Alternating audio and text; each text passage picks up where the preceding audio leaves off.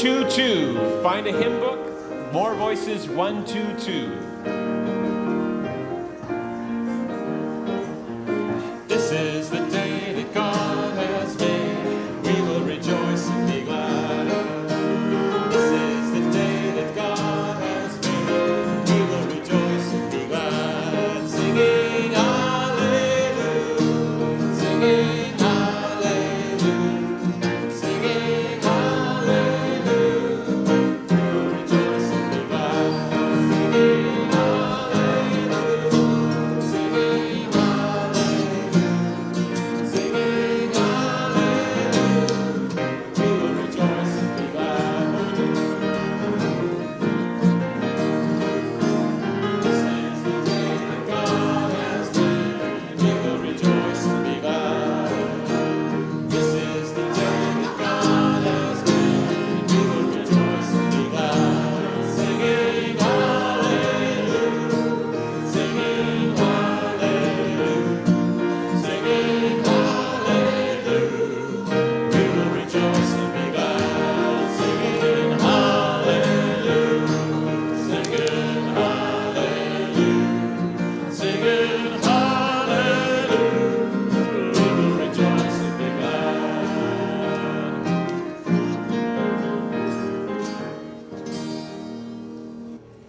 Welcome, everyone.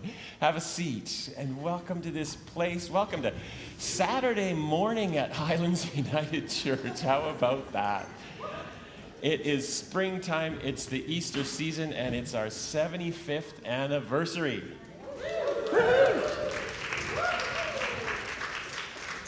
Welcome, everyone, to this place. Welcome to those who are on the computer, wherever you are. It's good that you are here too. In the name of God, who has called us into being as a community of faith, welcome to our 75th weekend. So let's fill our lungs as we begin this whole weekend. Fill our lungs and open our hearts and give praise to God for this beautiful creation, for this beautiful community. Singing number 30. It's a song of praise to the Maker.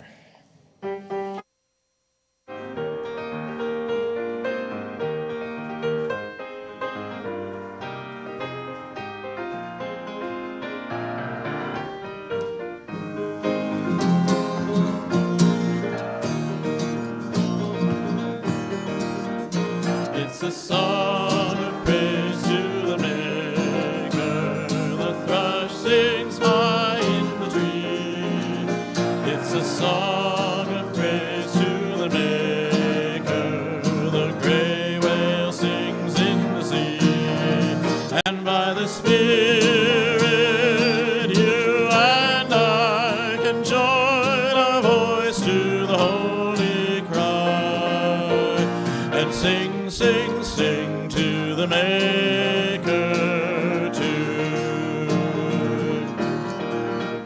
It's a call of life to the Giver. The waves and waterfalls roar. It's a call of life to the Giver.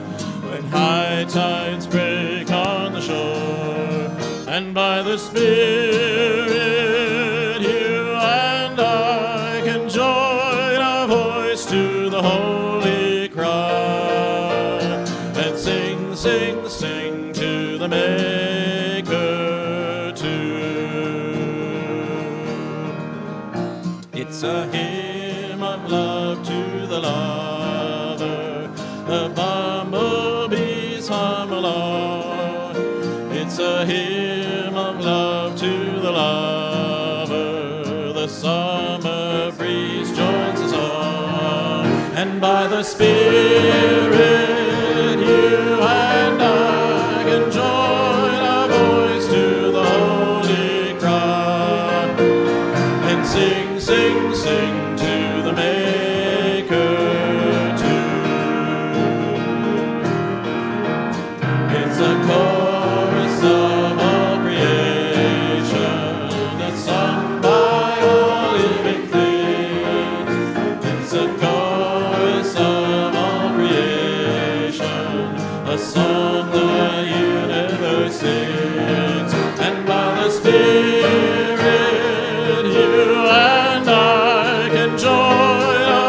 voice to the holy cry, and sing, sing, sing to the Maker too.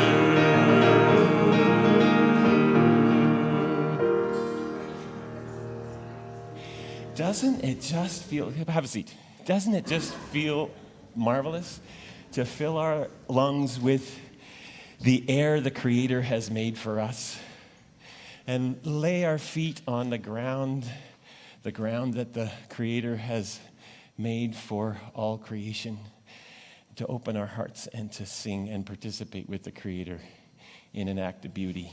It's marvelous. Highlands United Church rests on the traditional and ancestral territories of the Coast Salish peoples, unceded by the Squamish, Musqueam, and Tsleil-Waututh nations. We've been here for 75 years, and that feels wonderful to us. And there have been dear people who have laid their feet on the ground and filled their lungs with air and given praise to their Maker for centuries before that. And we are grateful that they have walked so softly on this ground that we can be here too. Great that Scott and Susan are with us in Windermere, that Ron and Jacqueline are here, that Eva is here. Good that you are here. So glad that you could make it. I want to especially welcome the Right Reverend Dr. Carmen Landsdowne, who is here as our speaker for this weekend.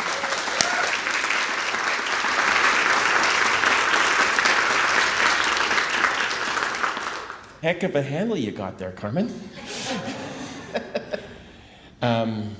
Also want to recognize that the president of Pacific Mountain Regional Council, Deborah Richards, is also here.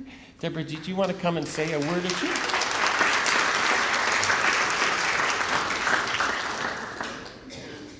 Thanks, everyone, for having me here today. It's wonderful to be here. I got the invitation a few days ago, and I was happy to say yes to being here. On behalf of the region, I would like to say congratulations for the celebration of the 75 years of ministry that you've had in this area for as a church. And it's wonderful that you're able to celebrate it in such a way. I know that there are many of you here who have many years of that ministry here, and that there are others who can't be here who also would have liked to have been here. And it's a testament to your ministry in this area, rooted in your love for the church and for God, that the church is still active and vital today. And as you move forward into the future, I know that continued vitality rooted in the love of Christ and what it means to be disciples of Christ is going to take you into that future and take you to another 75 years and beyond, I'm sure. And so congratulations again, and blessings on your ministry as you move forward. And be bold, be daring, because that's what we're called to do. Thank you.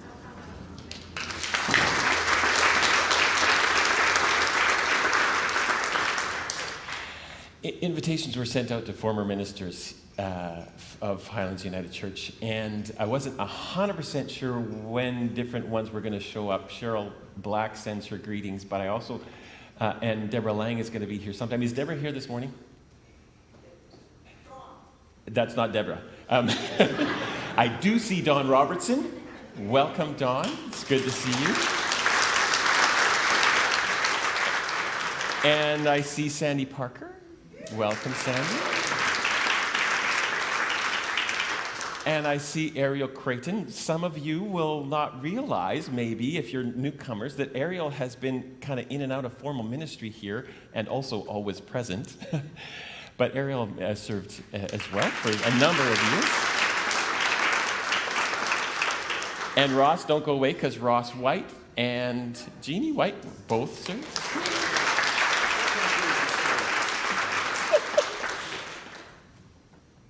Did I miss anybody? former ministers who are present in the room? That's always a big risk, right? Yeah, okay. So there will be a chance to mingle, to reminisce, to connect with old friends and so on throughout the weekend. So I hope you get a chance to do that. This weekend, we are all about honoring the past and building the future. And it's about the life that God stirs up among us, between us, within us, the transforming power of God at work in our past and waiting to be at work in our future. God has done this. God is here. God is close right now in this moment. So let's draw near to God as we sing the chorus of Spirit, Open My Heart.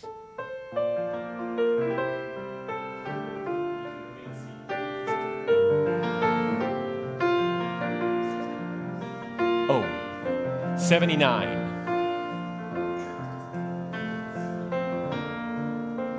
Spirit, open my heart to the joy and pain of living. As you love, may I love in receiving and in giving. Spirit, open my heart. Spirit, open my heart to the joy and pain of living. As you love, may I love in receiving and in giving. Spirit, open my heart.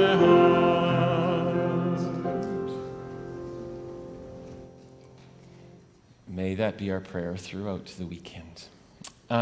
So this morning, we have a morning to spend with our moderator. We have an afternoon where folks have signed up for know and be known activities in the community.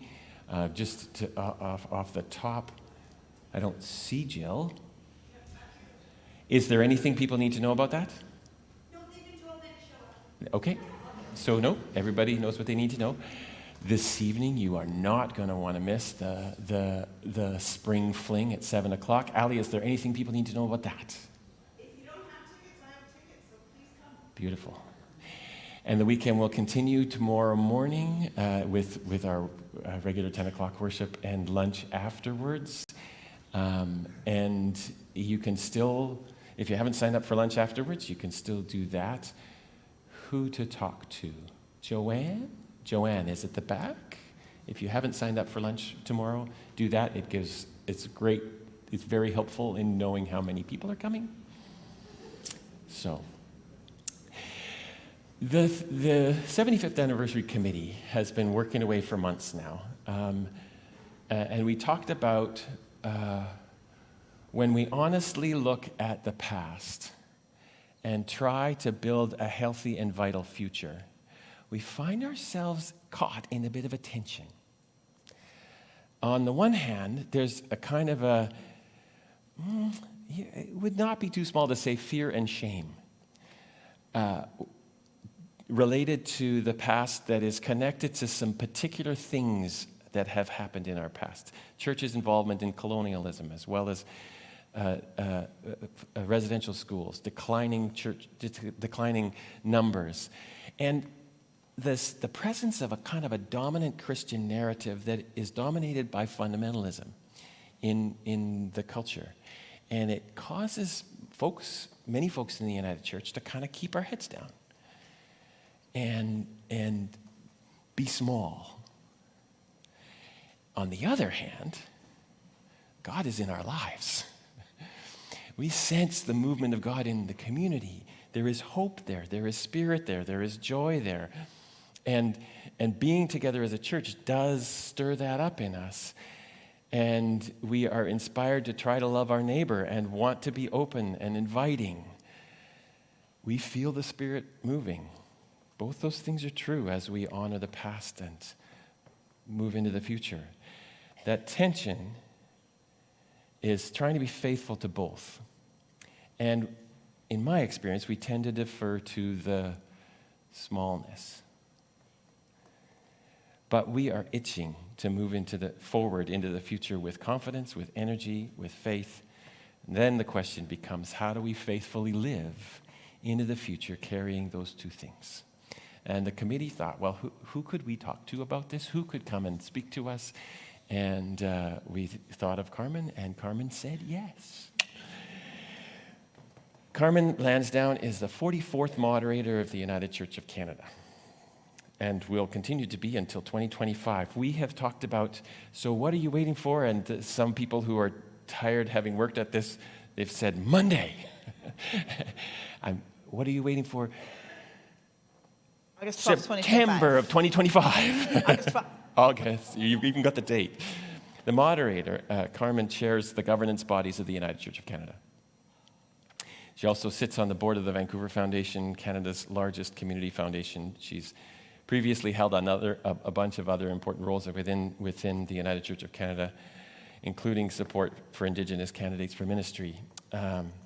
Prior to serving as moderator in the National Church, Carmen was the executive director of First United Church Community Ministry Society. She started there in February of 2017 and has kind of stick-handled and guided the process of redevelopment, both of the ministry and of that site, until she became moderator. And many of you know what that looks like and can probably imagine what that felt like. Huge thing. After she is finished as moderator, she will be taking up a teaching position as assistant professor of United Church Studies at Emmanuel College at the University of Toronto. She'll start teaching in January of 2026. So my experience of Carmen is that she leads with a sense of grace, a sense of compassion, and a sharp, insightful mind. And I'm really thrilled to welcome you here, and I look forward to this conversation. Welcome, Carmen.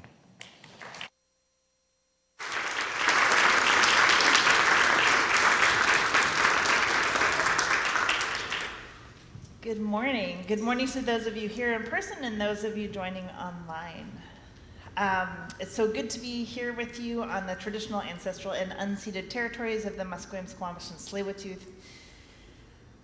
And in addition to land acknowledgement, I have adopted the practice inspired by disability theologian Ann Kinney of introducing how I show up when I speak, like visually describing myself for people who might be blind or sight impaired. And so I am about 5'9". I have an asymmetrical, dark brown, ear-length haircut with increasingly graying hair, much to my dismay. Although my daughter assures me I'm still young enough to make her a baby sister. I am wearing purple, chunky, square-framed glasses and a light-colored lipstick because it helps with lip reading, although I don't know that this is dark enough.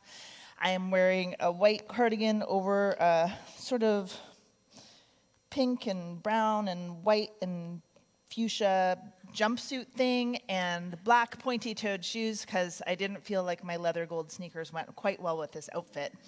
And big gold heart earrings because my heart is big and so is the heart of God. And because I want you to know I'm fun. And I think it's important, it's a very simple thing to show up and describe how I am. And most of us in this room, I'm pretty sure that you can see me at least somewhat.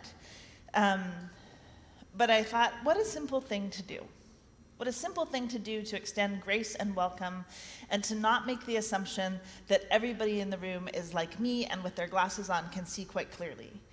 And I had the experience of showing up to preach at another anniversary service for a church in the Eastern Ontario corridor between Toronto and Ottawa.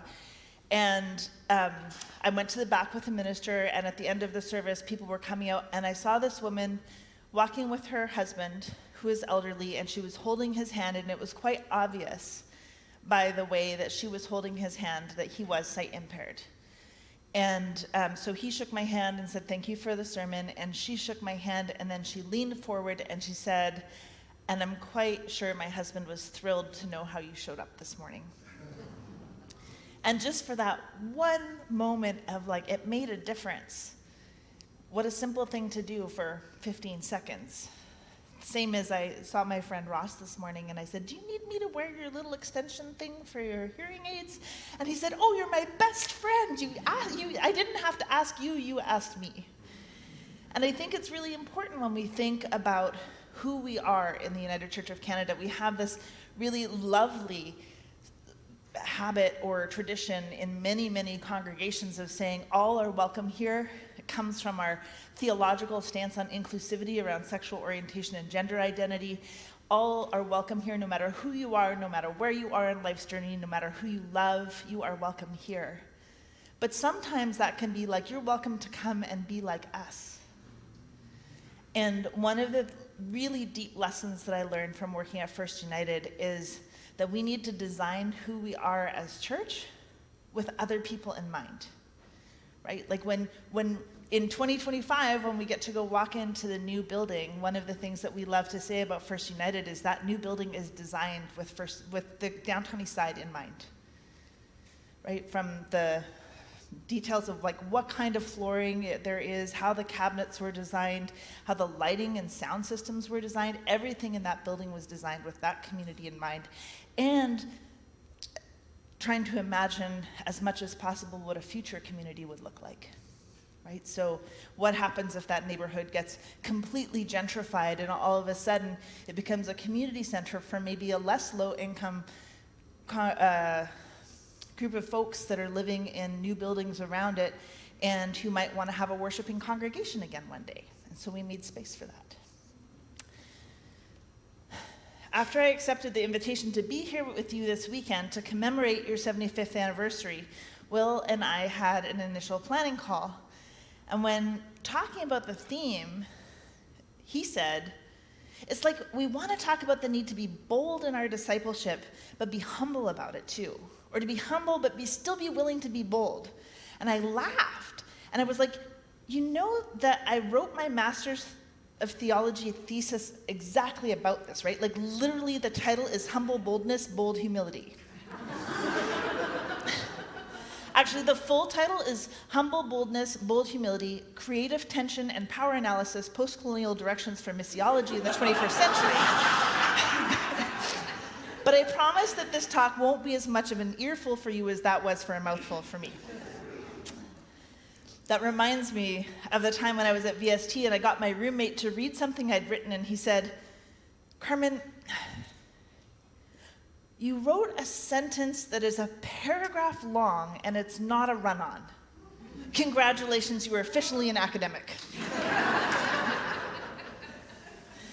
That thesis was, and my faith is, motivated by personal conversion.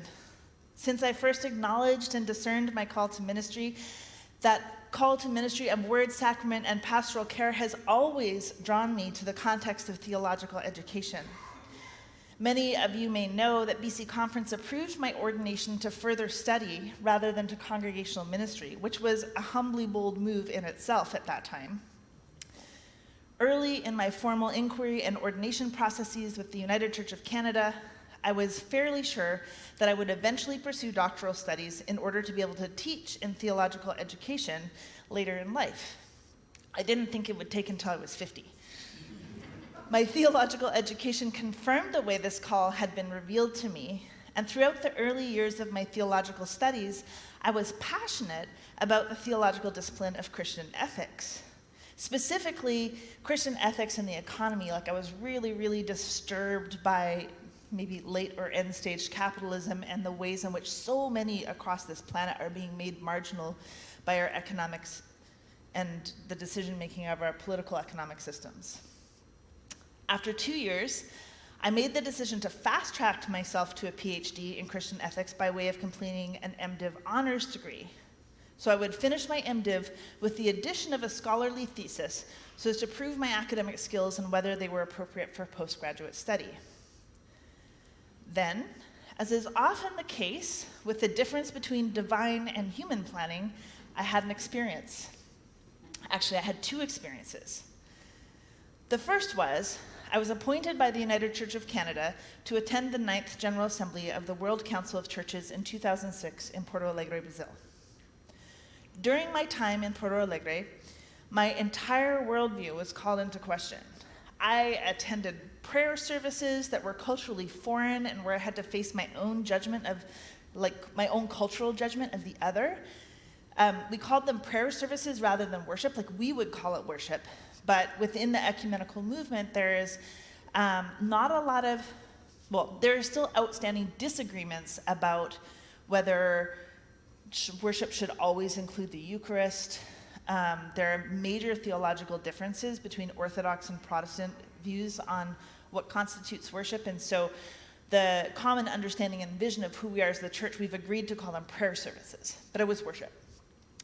And I remember sitting next to Aruna Gananathan, who's from the Church of South India and was at that time staff for the World Council of Churches, and I was absolutely distraught because we were in this big prayer tent with 5,000 people worshiping, and the prayers are happening and people are chatting and talking to each other, and I turned to Aruna absolutely just shocked at how rude people were being, and I said, Aruna, what is happening? Why is everybody talking? And she said, oh, you North Americans, you're so quiet in church you can hear a pin drop. This is what most of the rest of the world worships like. I faced political challenges raised by delegates from other denominations and confessional families, but also from within my own denominational delegation. I also found a profound sense of community with other representatives who were on the margins of what it means to be the church. Youth and young adults, women, Indigenous people, people with disabilities, people living with HIV/AIDS, Christian minorities living in situations in conflict, specifically in the Middle East and North Africa. At that time, I was serving in my internship in ministry as candidate supply in a 2-point pastoral charge in rural Saskatchewan on a required 10-month internship. And I returned to my final year of MDiv studies completely shaken and unprepared to engage in writing a thesis on Christian ethics and economics as I had intended. And then, right on the heels of Brazil and going back to school that September, the second experience I had was taking a final required course in pastoral theology with the Reverend Dr. Richard Leggett, who subsequently served as my advisor for my THM degree. And the course was Mission, Church, and Ministry. On the heels of such a profoundly life-changing experience, the course was interdisciplinary and asked us to engage in theology, ethics, ecclesiology, which is the study of how we define what it means to be church, biblical studies, history, and ministry. I read about this theological concept in Latin called the Missio Dei for the first time, and something in that course and the language of talking about mission spoke to me. We read a book called Transforming Mission by the late South African theologian David Bosch, and I was hooked. I removed myself from the MDiv honors program and instead applied to do a subsequent master's degree and did a master's of theology with a focus in missiology, or the study of Christian mission. Not a common choice for United Church ministers. In fact, until that point, I basically thought both mission and evangelism were dirty words. The scope of my research has broadened considerably since the completion of my required coursework for that degree, and the next one that followed.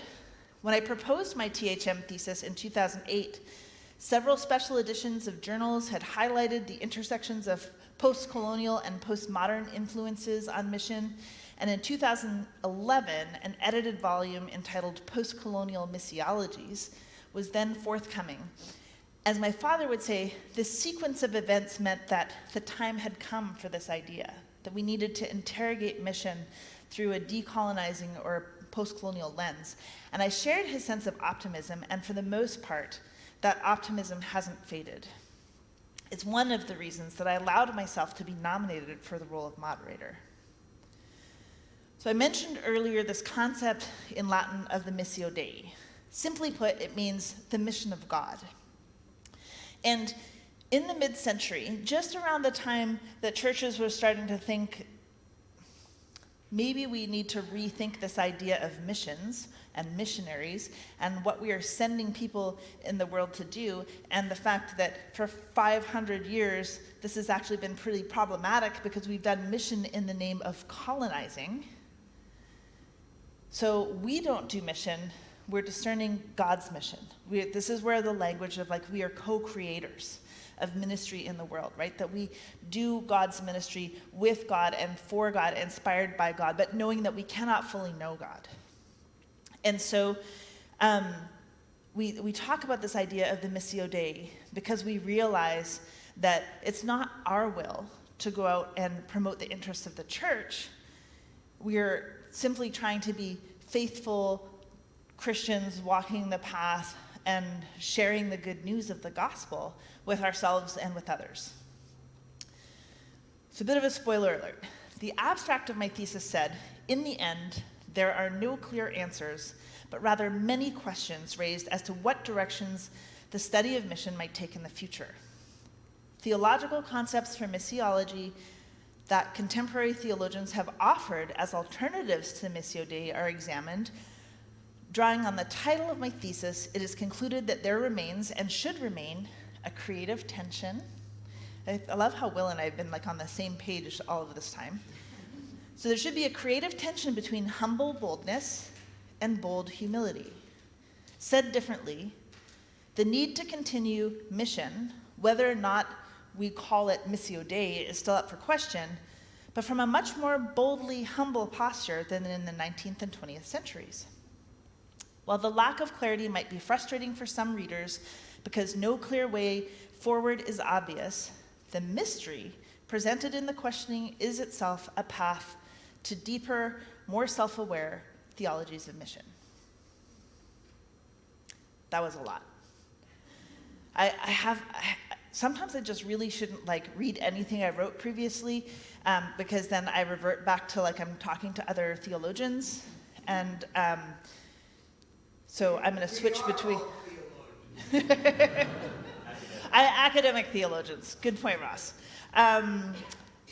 So I'm going to switch back and forth between story to kind of try and flesh this stuff out. So fast forward 15 years, the United Church of Canada has articulated its new call and vision to be a church of deep spirituality, bold discipleship, and daring justice. That's where the bold and daring that Deborah talked about came from. And I know from a lifetime of experience in this church of ours that we have folks that are deeply spiritual and who work tirelessly for daring justice. But what does it mean to be a bold disciple? I mean, there has to be some Christian formation, and we still do that to some extent, but not really to the extent that we used to. I grew up in the throes of the end of Christendom in Canada. The United Church was still a place where almost every community of faith had an active UCW, or United Church Women. There was the men's group, AOTS. My dad was a member. Tyros program for boys. Girls went through Explorers and CGIT. We had Bible studies, youth groups, book clubs, service clubs, prayer circles, even quilting and knitting clubs, and all the other events were all expressions of Christian community over the past 100 years of our church. And inspired by faith, we got really busy doing things. And for all intents and purposes, it looked like Christian formation, it sounded like discipleship, and it smelled like church. But there's a reason why these concepts of mission and evangelism have been part of our tradition for 2,000 years. And I want to test something with you. So I want you to close your eyes. You too, if you're on Zoom, close your eyes, no peeking. Close your eyes, put your feet on the ground, and take some deep centering breaths.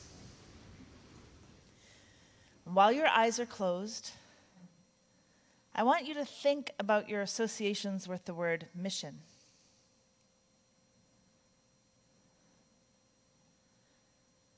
Or missionaries.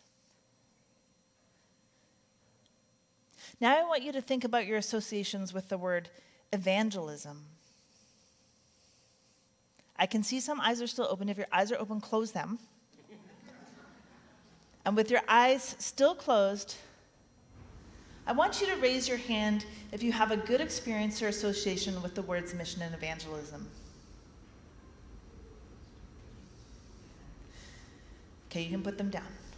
Now, I want you to raise your hand if you have any kind of negative experience, association, or judgment with the words mission and evangelism. All right, you can open your eyes. The negative outweighed the positive by about 4-1. And you are not alone. Like I said at the beginning of my talk, I grew up with negative associations with mission and evangelism. Mission, to me, was associated with colonization and residential schools and with Euro-Christian cultural domination. And that was reinforced even in theological school. You know, I had these experiences of being able to travel for the work with the World Council of Churches. And in 2004, I took a class trip to Guatemala. And I remember being in the airport in Guatemala City. No, actually, I think we might have been in the Houston airport on the way to Guatemala. And our gate waiting area was full of American evangelical Christian missionaries going on short-term mission trips to Guatemala to convert them to Christianity in a country where 85% of the population is Roman Catholic. Same thing in the Philippines. You know, most of the Philippines are majority Roman Catholic, very, very high percentage of evangelical traditions as well, and then also some areas that are strongly Muslim, but largely and overwhelmingly a Christian country, but yet all kinds of short-term mission trips to go and convert Filipinos to Christianity. Even in Jerusalem, seeing short-term missions to go and convert Arabs to Christianity, as if Jesus wasn't Arab, and as if that's not the source of our faith. So evangelism smacked to me of American televangelists, fundamentalism, and judgy Christians more concerned with personal salvation in this life or the next.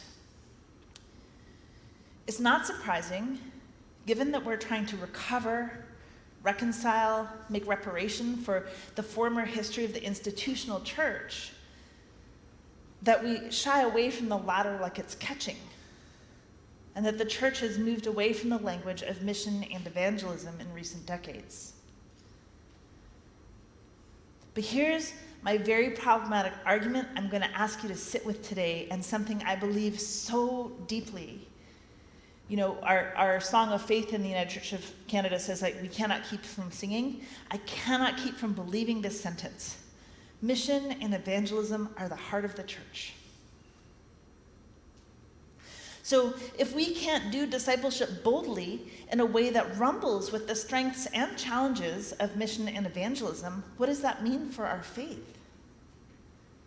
Evangelism literally means to share the good news. That's all it is. But to be evangelical can be a pejorative term in contemporary mainline churches, and evangelism and mission have always been closely linked. Perhaps mission and evangelism are so closely linked together, especially mainline churches, and especially for mainline churches who ran residential schools, we're now becoming sensitive to these decolonizing concerns and are afraid of the word evangelism, lest we be culturally imperialist in a way that the gospel is shared with those who are not yet baptized, or not only those who are not yet baptized, but also those already baptized who do not fill seats in our churches. The rapid growth of evangelical churches in the world, especially churches whose theology is exclusivist, both challenges and yet vexes churches like ours. We have envy for their numbers and their resources, yet disdain for what they teach about the gospel. United Church of Canada minister and politician Sherry DeNovo wrote, We could buy answers to all our questions about how to change our assumed dying 19th century Luddite, seeker-insensitive, bureaucratically stymied, liturgically boring museums of religion into exciting, worshipful, technologically advanced 21st century, thriving theaters that would draw scores of the spiritually hungry. There is envy on the part of mainline Protestants who find themselves in situations of decline at the same time as there is judgment of what is viewed both rightly and wrongly as more conservative or ignorant theologies of evangelicals. This is especially interesting to me given the wave of revivalism that swept North American Protestantism in the mid to late 19th century that in many ways preceded the more charismatic contemporary evangelical traditions we have today.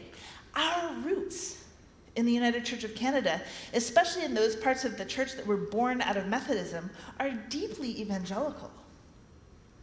My grandfather left the Anglican Church because of the evangelical zeal of the United Church of Canada, and he thought, why be part of a dying tradition when the United Church of Canada is preaching the good word and sharing the gospel of Jesus Christ in a way that resonates with me and my generation?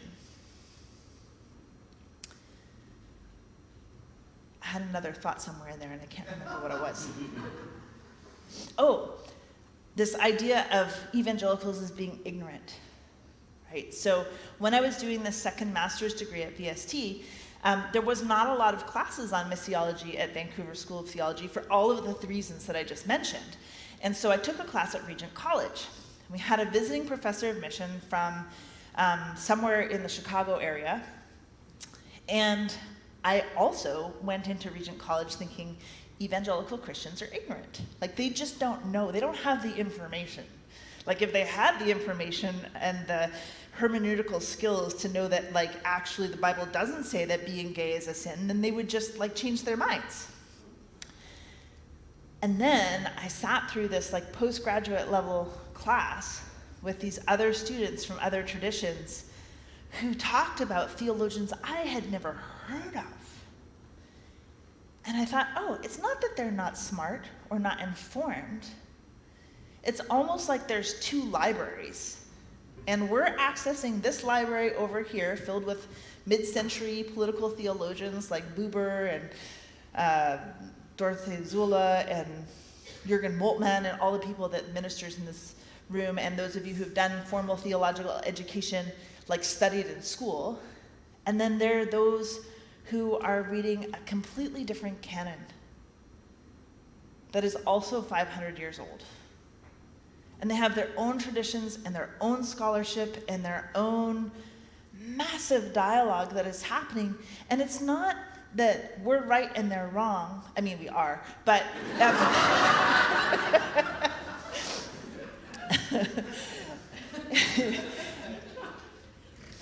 but we're not having the same conversation. Right? We're just not even having the same conversation. So my assumption is that some of you, maybe very few of you, but at least some of you might know the name of Canadian philosopher Charles Taylor. Probably even fewer of you, if any, have read his magnum opus, which was called A Secular Age. It's like this thick. My doctoral advisor, Philip Wickery, questioned the usefulness of this idea of the Missio Dei in contemporary mission as part of a greater study on the success of secularization in the churches. And when I talk about secularization in the churches, it's like we took some of the religious language out of church to try and make it accessible as society changed around us. Maybe we made a more subtle cross at the front of the church where you could turn the light off if you were making this space accessible to people that were not church, for example. He responded to the careful analysis of Charles Taylor in his Secular Age to examine the ways in which the church sought to be more secular and accessible to people, but in the process, he argued, we have engaged in mission in ways that are deemed to be separate activities from evangelization. Or more accurately, that we've tried to stop this idea of conversion and proselytism, right? So proselytism is when you're like aggressively trying to convert somebody to Christianity. It's that, like, have you accepted Jesus Christ as your personal Lord and Savior in your heart? It's talking to somebody who's Buddhist or Muslim and trying to convince them that Christianity is a better religious tradition, and being super aggressive in that and not being respectful of people's religious and cultural differences. And so he talks about the effect of secularization has both made the church more accessible to people and at the same time made it invisible in many respects. And I think there are two reasons for this. One is the secularization of the church, and the second was the pushback against the church by those made marginal by the church and society. The way that we did mission and evangelism, and even the way that we talked about this more amorphous concept like the Missio Dei, was problematic, so we just stopped talking about it altogether. Chinese-American professor and feminist theologian Kwok Pui-Lan once wrote this: "It should be pointed out that in our post-colonial world, all the voices are not equal, and some cultures dominate center stage, with the power to push the rest to the periphery. This has pointed to its inadequacy in dealing with diversity because it fails to confront the dominant white culture's power to define, appropriate, and assimilate minority cultures. In other words, its power to set the rules of the game."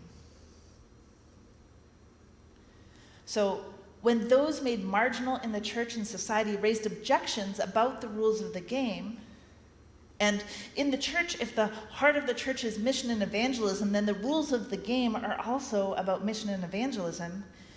Instead of really interrogating those rules and living into our commitment to become a truly intercultural and anti-racist church, we just stopped talking about the rules altogether. Said all are welcome here. If you want to be like us, come be like us. And we are poorer for it. And it's a problem for us because the dynamics of a colonial Euro-Christian theology of mission and evangelism hasn't gone away. I love a good one-liner, and Dr. Phil is an amazing source for those. And so one of his one-liners that bears repeating over and over again in the church and in life is, "You cannot change or heal what you do not acknowledge." That's why we have the truth in Truth and Reconciliation. So back to this idea of my thesis title, Humble Boldness and Bold Humility. The framing of those concepts came from that South African theologian whose work changed the course of my work, David Bosch.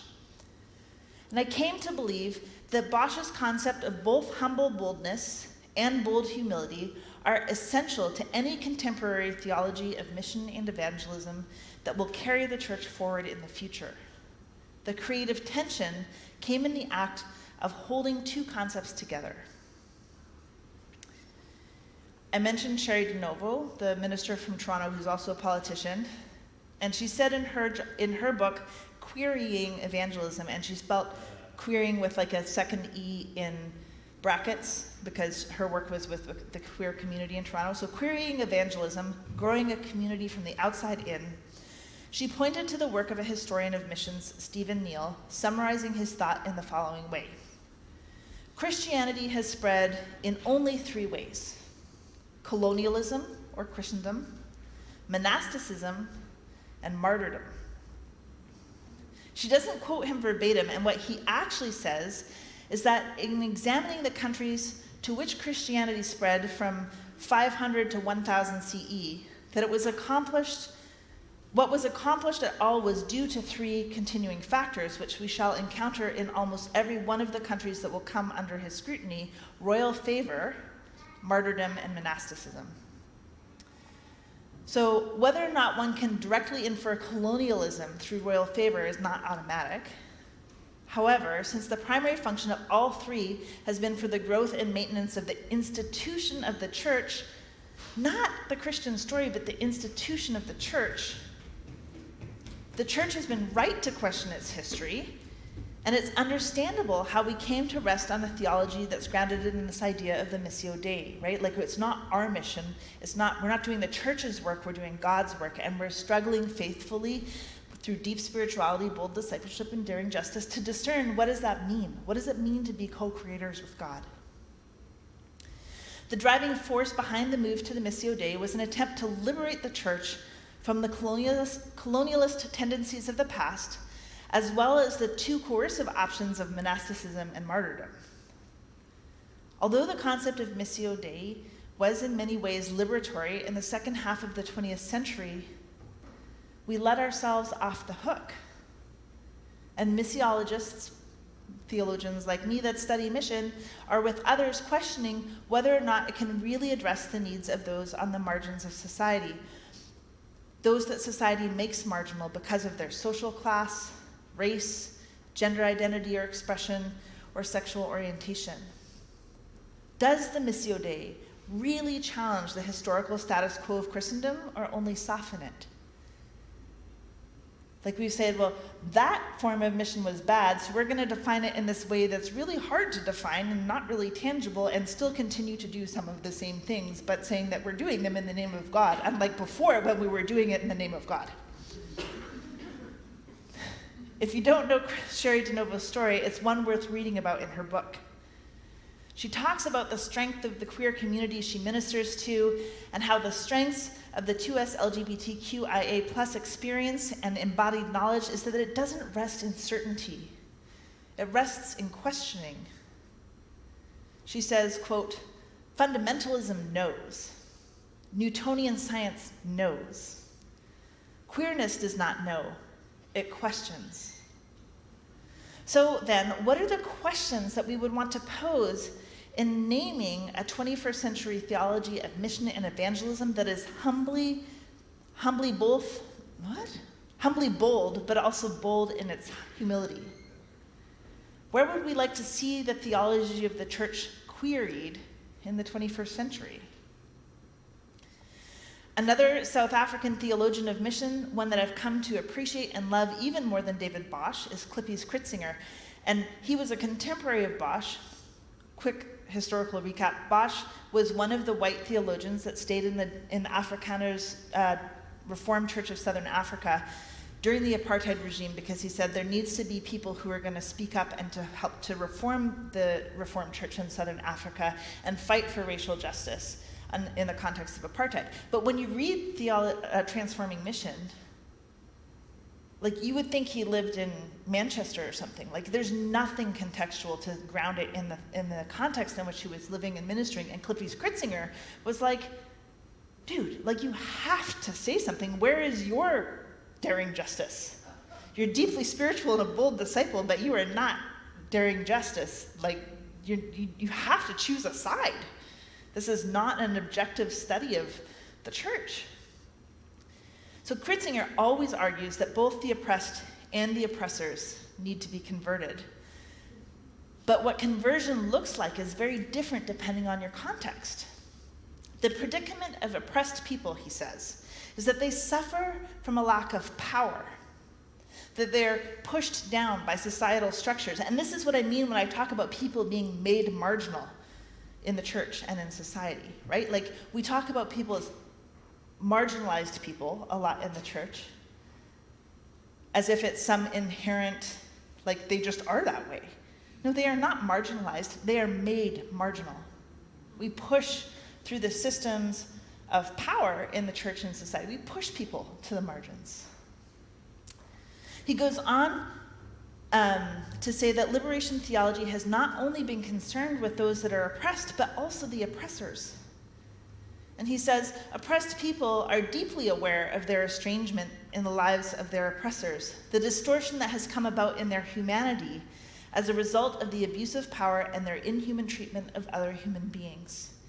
This comes when we want to turn away from weighing and I'm speaking from personal experience here, this is my big one I've been rumbling with, the convenience of ordering from Amazon versus my commitment to labor rights and fair wages for people, right? It's really easy to say, well, I'm the moderator and I'm only home 20% of the time, and it's way easier for me to just click buy now and have that thing shipped to my house, knowing that Amazon is union busting and actively trying to not pay people a living wage, right?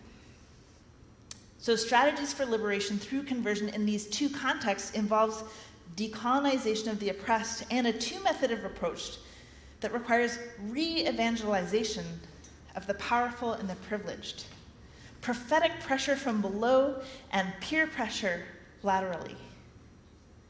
In this way, it's important to note that decolonization, or a liberating re-evangelization of the church, as Kritzinger would call it, cannot happen without paying close theological attention to the oppressed.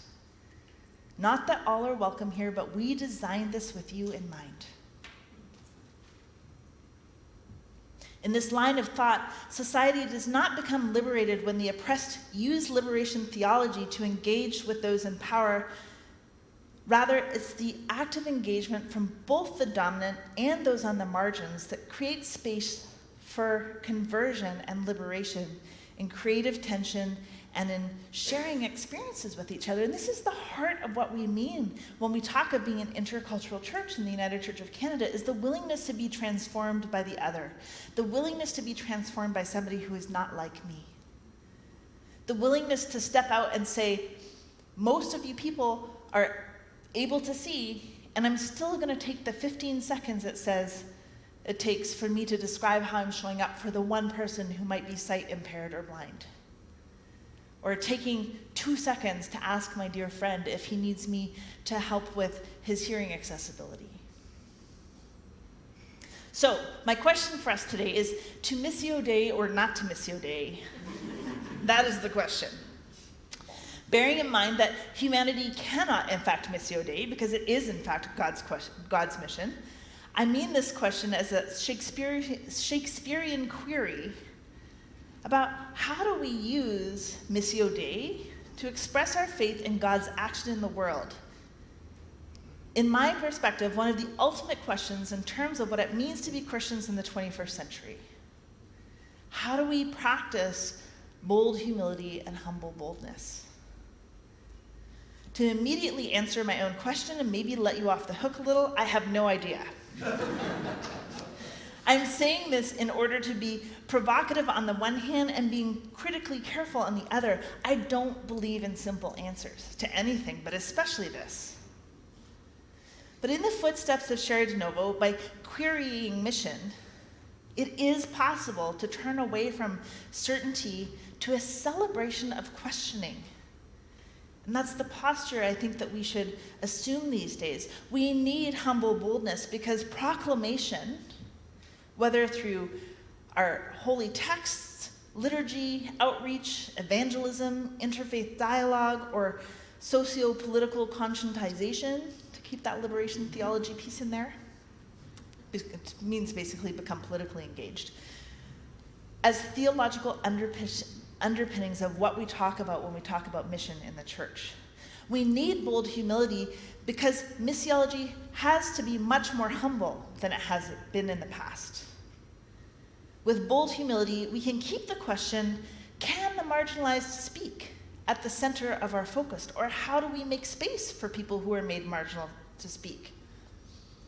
We can use power analysis as the ethical method for engaging how we listen to those we make marginal and to listen to their voices.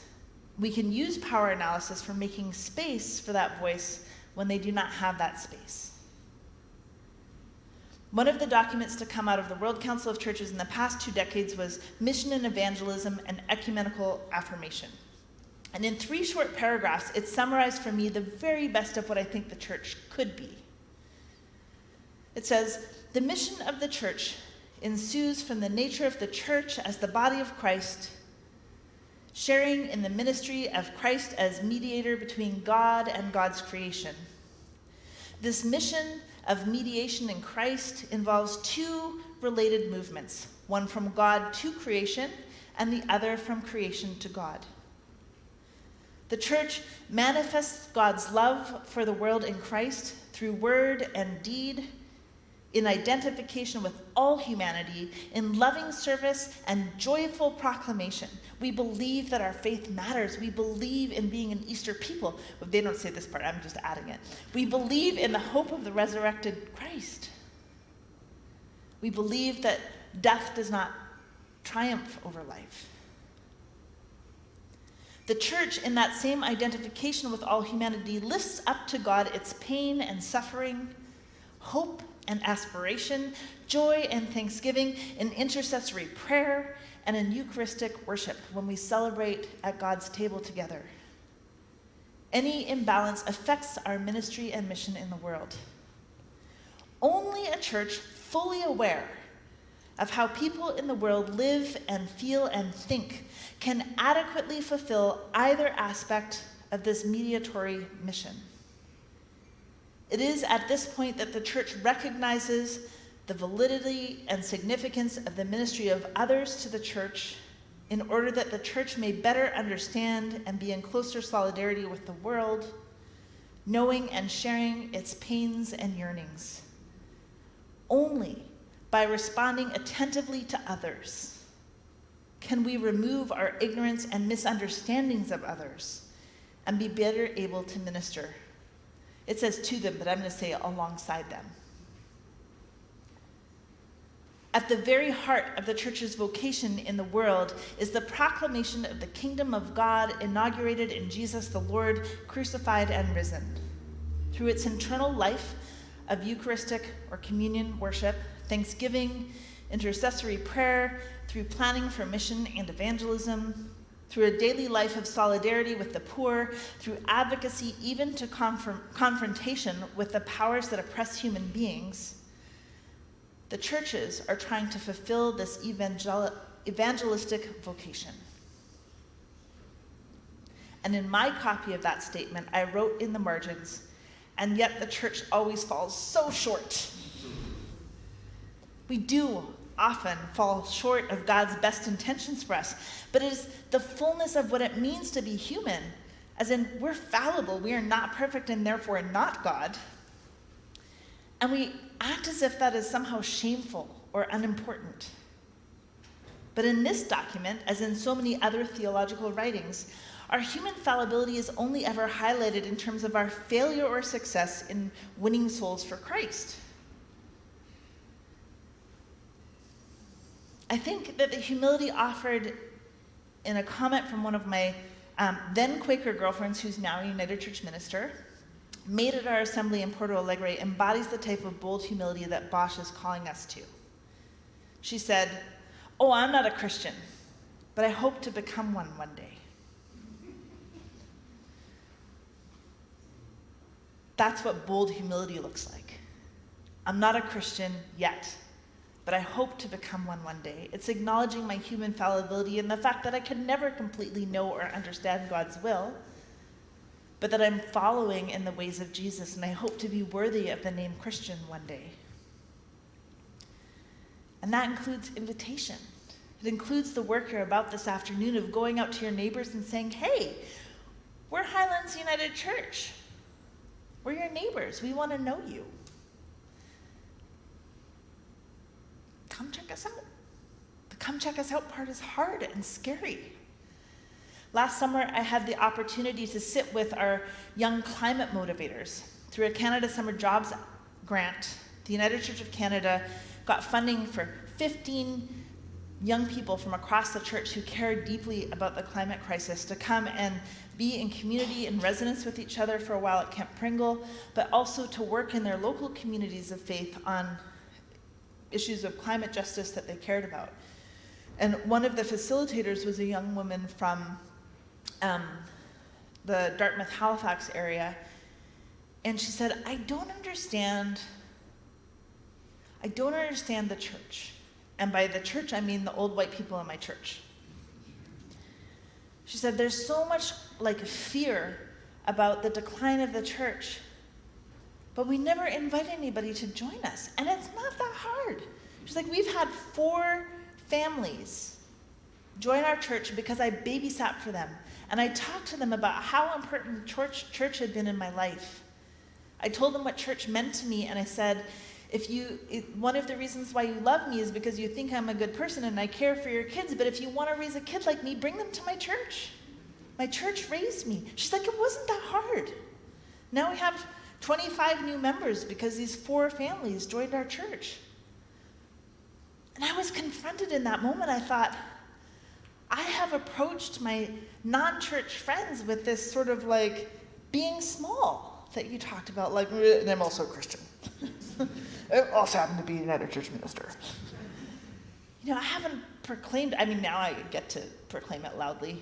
It's a little bit weird to be church famous. I was in the JJ Bean at 6th and Commercial having coffee with the son of a donor to First United, and as we were walking out the door, somebody said, "Is that Carmen Landsdowne?"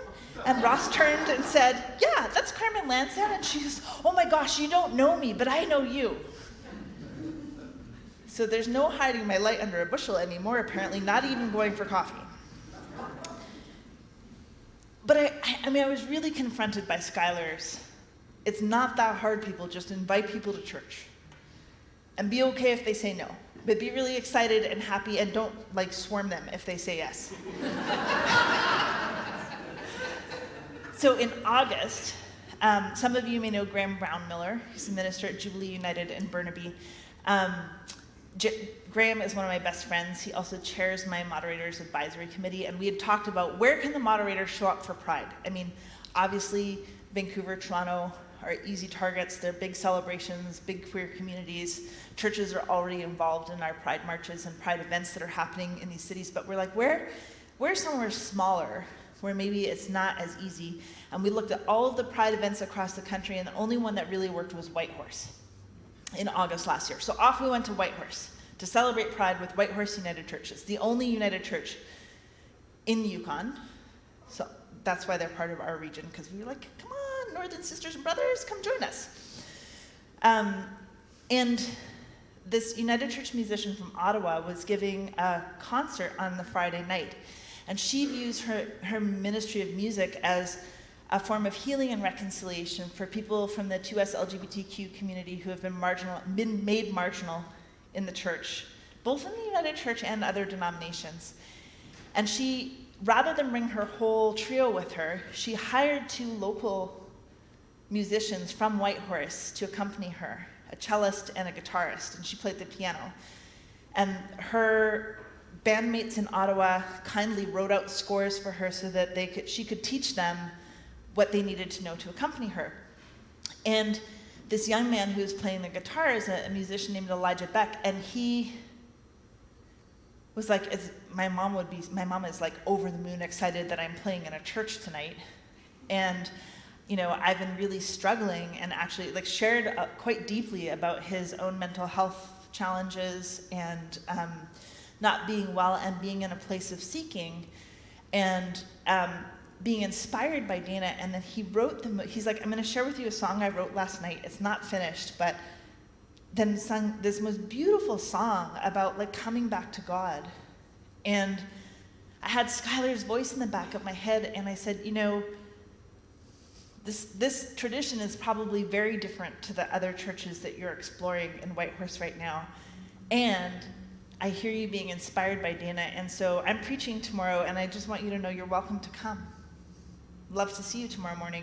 First time ever I've invited somebody that I didn't know was United Church to come to United Church. And he showed up.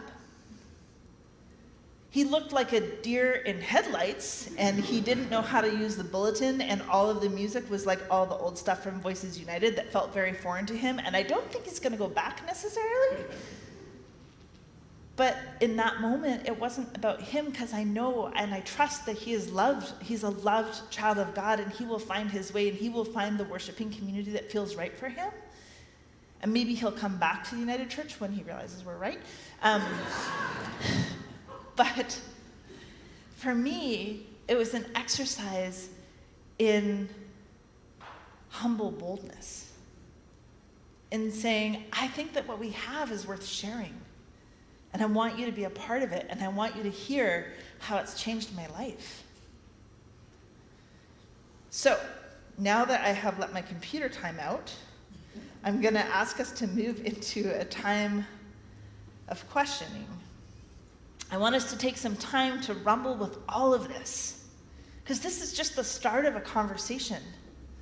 And like I said, I don't have a ton of answers. I'm merely a simple seeker hoping to be worthy of the name of Christian one day, that you also happen to elect as your spiritual leader for a minute. So I'm going to ask you to pair into groups of 3 and take some time. We have like probably not as much. I went way over. I went like 25 minutes over. So, in the next 10 minutes, talk in your groups of 3 and refresh your coffee and take a stretch break. Maybe do those things together. Okay. So the questions that I have are, what out of what I shared this morning do you resonate with? What questions does it raise for you? And how does it relate to your experience in the church in both good and hard ways?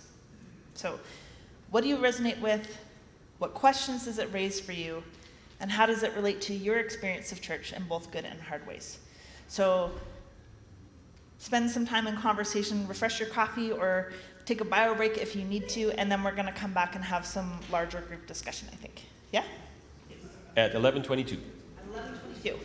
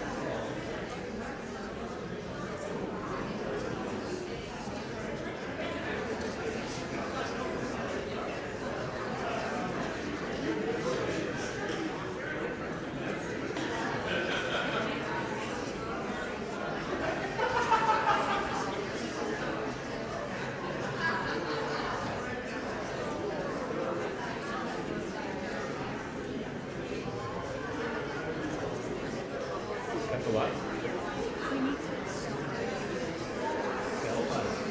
Not just give them away.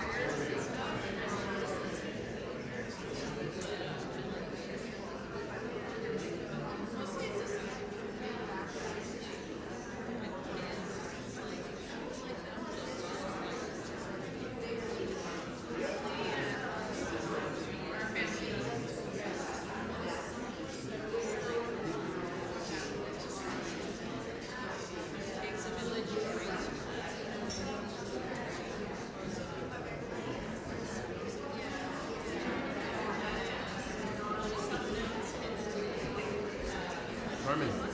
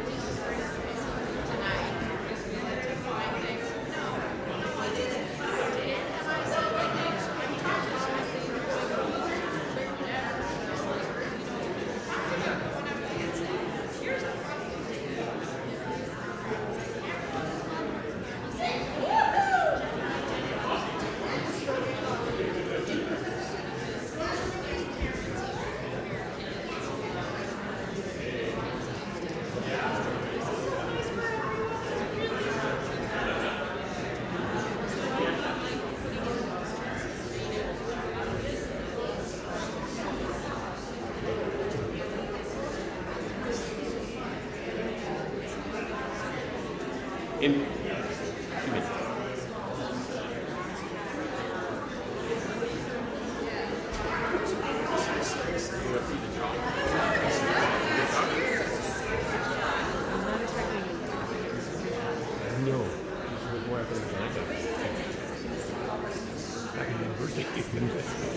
been a long time since mine's had to focus that far. Yeah. Some down-to-earth questions would be good. Just keep up with her. No. I'm thinking it would be really great to take what she said. So how does it relate to our lived experience of being Christians, being a church, the way we do evangelism, and just how it's good to be here. You started to get into it at the end.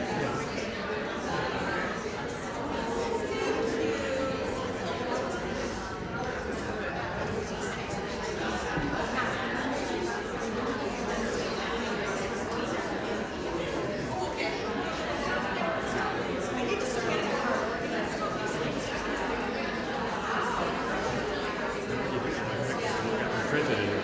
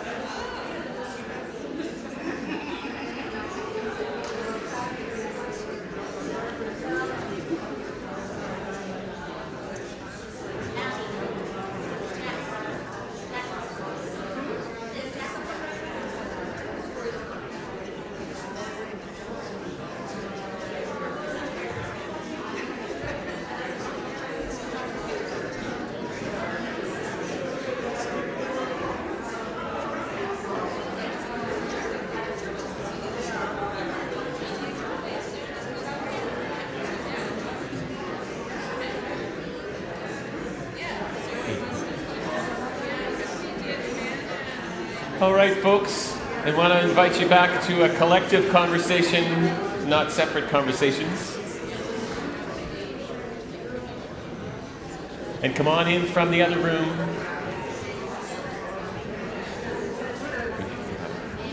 20 minutes Q&A and then wrapping back.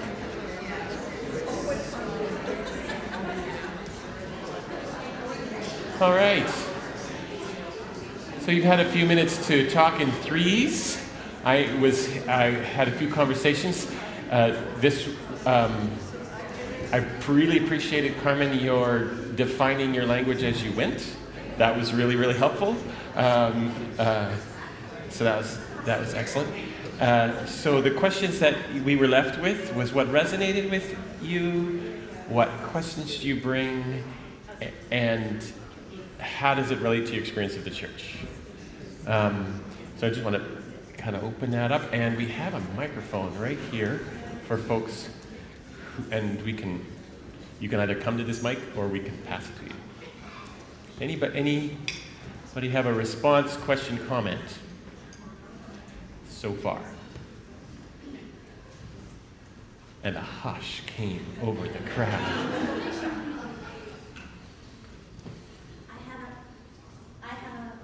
Yeah, it's on. It's just A comment and a question from the online gang. The comment is not for you, but hello to all the previous ministers here from the people online, and big hugs to you. There was no formal question, but our chatter has got me thinking about this question. So we were talking about the being humbly bold, right? And how to find, extricate the happy and the proud and the amazing things from what prevents us from being bold. And so, do you have any tips and tools that we might use as a daily practice to help ingrain in us the parts of the church and the parts of our faith and the parts of God and following Jesus that would help make it so impossible for us not to shout from the mountaintop?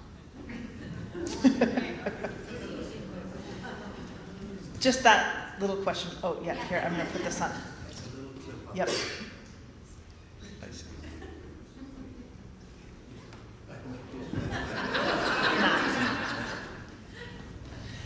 All right. Tips and tricks for how to practice humble boldness. Sounds like a postdoctoral. Yeah. I mean, so segue alcohol to, I think many of you know that I am in recovery from use of alcohol, and early in my sobriety was really active in 12-step groups, and they say in AA that we practice attraction rather than promotion. We practice attraction rather than promotion, right? So I talked about this idea of proselytism, about the converting people and like winning souls for Christ as being a thing that we don't want to do necessarily anymore. But what does it look like to be invitational and to be the type of person that actually makes somebody want to know who you are, what makes you tick, and gives you an opportunity to say, well, one of the reasons that I tried to be kind and social justice oriented and deeply faithful is because of my involvement with my church. It's interesting because I feel like in WASPy land, in our white Anglo-Saxon Protestant land of Canada, we get told, like, what are the three things you don't talk about? Religion, politics, and money, right? But those are like the three most important things for us to talk about. Really. Part of my own personal learning and development, just as a human that I'm doing, is around healing my relationship with money. And that comes partly because I took on a really big student loan. I knowingly went to a very expensive school to do my PhD. I took on almost double what I thought I was going to take on in terms of student debt, because my mom says I never do anything the easy way, and I married an undocumented worker and had 2 babies while I did my PhD, and then started working full-time because my husband only made like $12,000 the first year we were married because he was an undocumented worker. Plus we had all the legal bills around getting his situation sorted out in the US. When he got his permanent residency card in Canada, I said to him, you know, when you walked across the border from Mexico into Arizona, did you ever in your wildest dreams think that you would be an American citizen, permanent resident of Canada? And he was like, no. But all of that had a financial cost. And so one of the things that I've been doing, I feel like the thing I said in the opening of my talk around we got busy doing the work of the church is one of our biggest obstacles. Like, it's leading to our burnout, but it also kind of takes up some of the time that we might use for reflection, for practicing gratitude, for being able to like connect the way that I'm living my daily life to what I actually believe and to my faith. There's a lot of really faithful Indigenous elders in the church. One from BC named Evelyn Day, and she always talks about her friend Jesus. I know my friend Jesus would want me to do it this way. And so maybe a tip and trick is to say, like, what does my friend Jesus like affirm in how I lived my day, and what does my friend Jesus think maybe I could have done better? Because we can't change or heal what we don't acknowledge, and if we're busy doing all the time, like, we're not taking the time to acknowledge where we could be better. And so, to go back to this thing about my student loan, I've engaged, I thought, you know, I would never manage First United's money the way I manage my personal money, right? Like, so why is that? Why don't I treat myself with the same care and attention and love and discipline that I treated this ministry that I loved?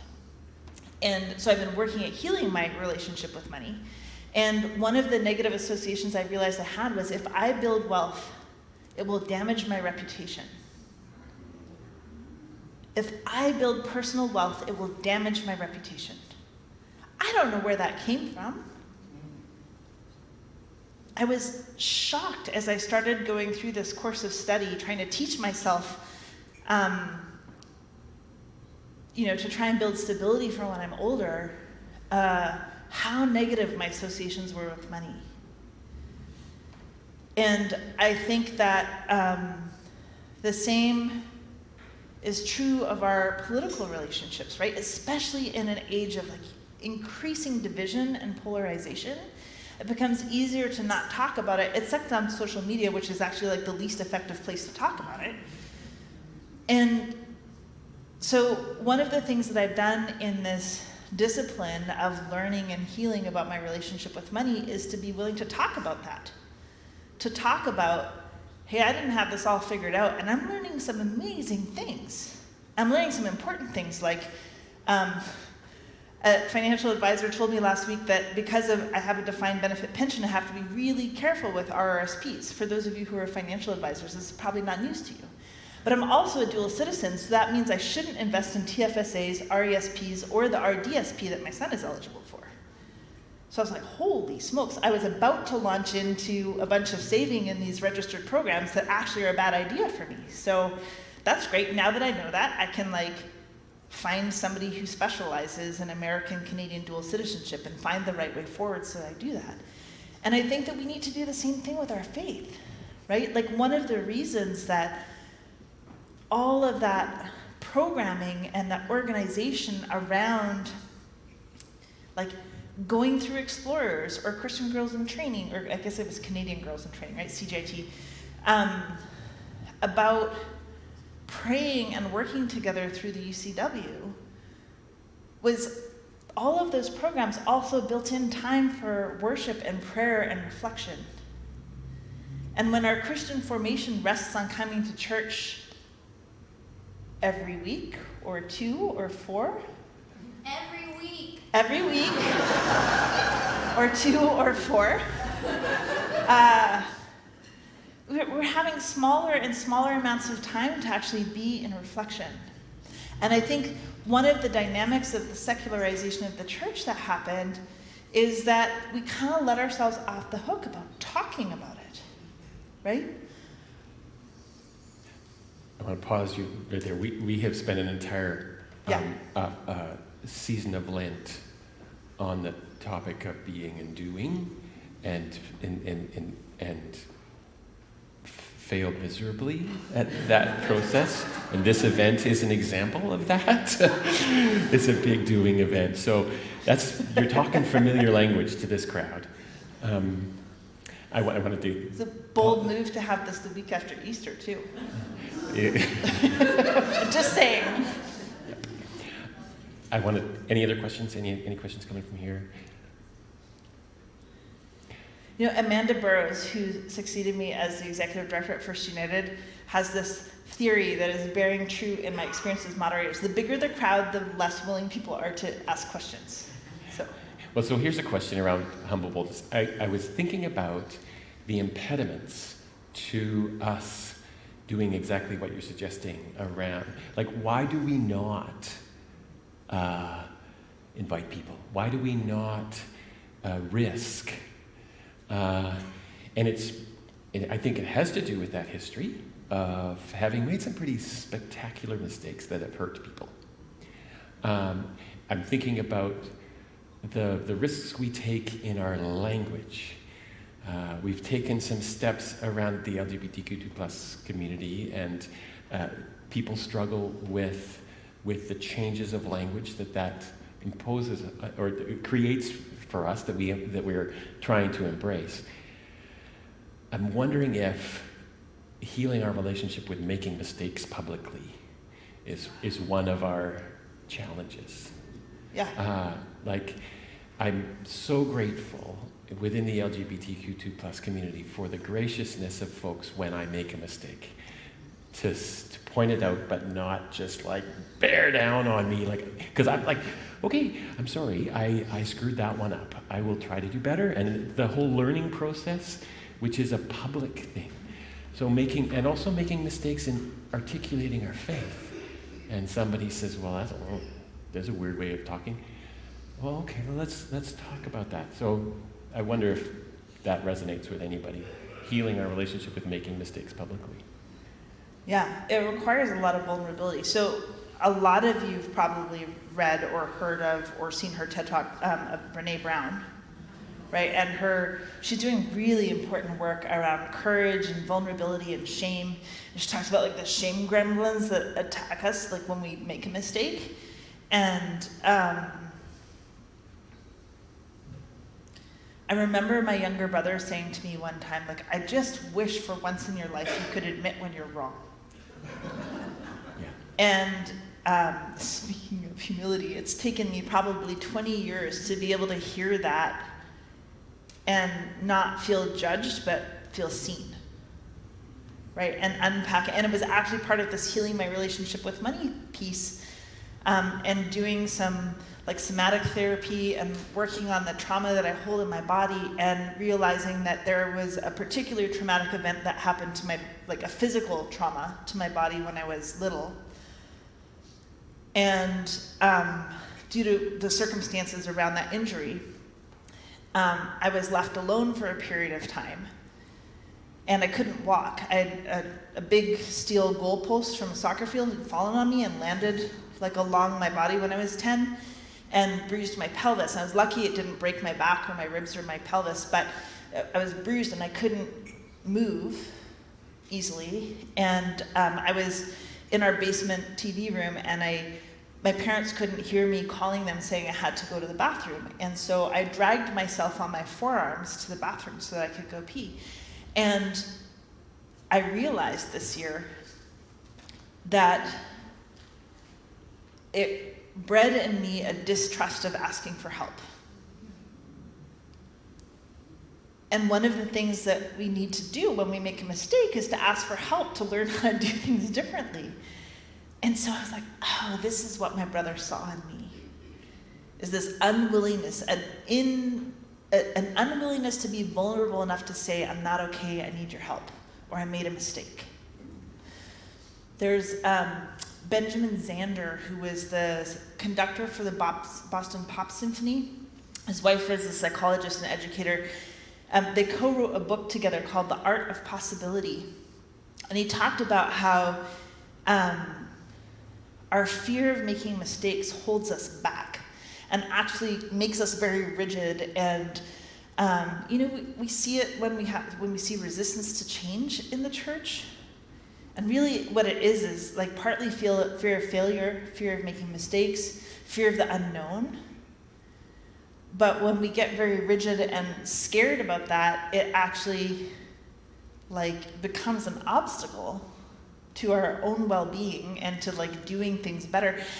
None of us gets through life without making mistakes, right? We are fallible by design. We function according to the design God gave us. Yeah, you cannot learn without making mistakes.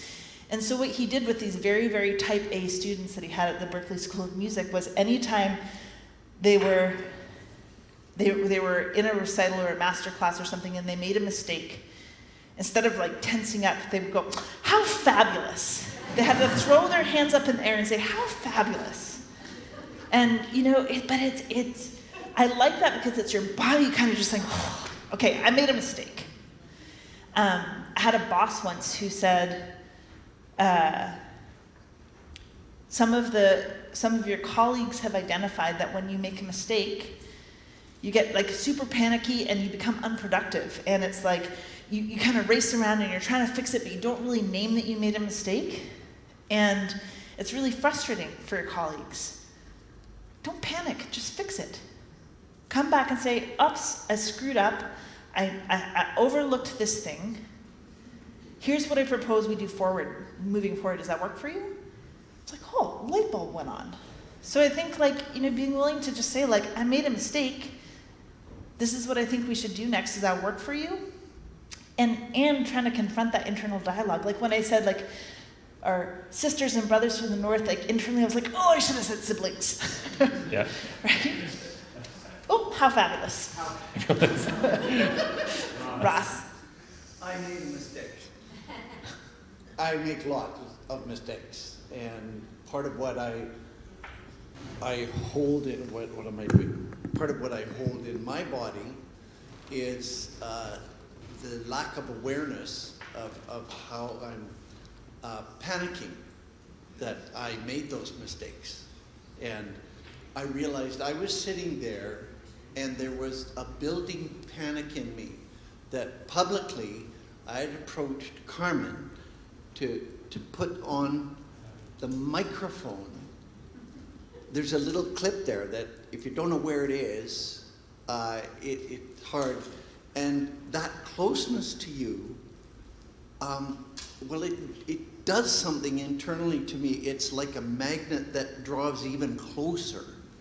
And I go, oh no, that's so wrong. And then when I put words to that, I said, I could even kiss you. And you said, I think not. and he said, oh, I'm so ashamed that I just blurted that out as a big, tall male and charging right up. So I feel that shame that you were talking about. Yeah.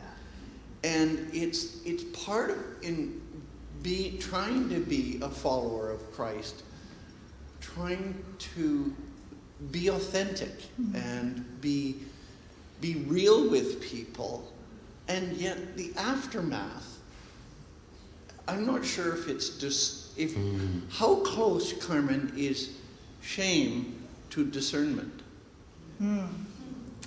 That is a brilliant question, Ross. Yeah. When our family was getting into recovery, part of my journey is I ended up going to rehab in Arizona, and one of the things that they taught us was that we get a gift from each of our feelings. And they said, if you've seen the feeling wheel, there's like a million feelings. But they concentrated on the 7 big ones, which is fear, pain, joy, guilt, shame, and anger. 6 big ones. And so the difference between guilt and shame is guilt is the awareness that you've done something wrong, and shame is the feeling that you're bad. Right? So I did a bad thing versus I am bad. But each of those feelings also gives us a gift. And so the gift from guilt is knowing your value system. And the gift from shame was humility. I am no better and no worse than anybody else. All of us make mistakes, right? Like Brené Brown says, everybody has a story that'll break your heart. And if you really take the time to listen, everybody has a story that'll bring you to your knees. Like none of us gets through this life unscathed. None of us gets through this life without making mistakes. And I think that instead of like that, oh, I'm a bad person and I can't believe I just did that in public, that's when we let the shadow side of shame take over. But when we can throw up our hands and say, oh, how fabulous. And thank you for your sort of like roundabout way of apologizing.